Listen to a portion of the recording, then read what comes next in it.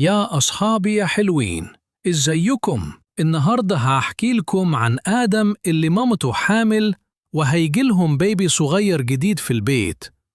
آدم كان فرحان ومتحمس بس كمان كان شوية قلقان. كان بيفكر هو البيبي ده هياخد لعبتي وهيحبوني زيه؟ مامته حضنته وقالت له: يا آدم يا حبيبي، إحنا بنحبك قوي، ولما البيبي يجي هنحبه كمان، بس إنت هتفضل أخوه الكبير الغالي. بابا كمان قال له: إنت هتكون البطل اللي هيساعدنا نرعى البيبي، إنت هتعلمه حاجات كتير. آدم ابتسم وقال: طيب، ممكن أجيب له لعبة من لعبي؟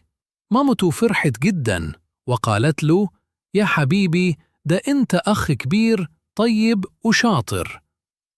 وفي يوم البيبي جه وآدم حضنه برفق وقال له: أنا أخوك الكبير وهحبك جدا وهحميك.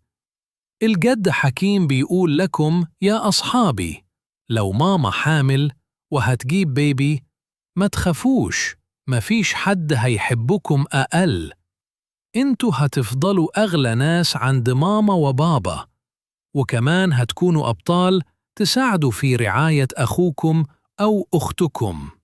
وأنا جدكم حكيم وبحبكم كلكم.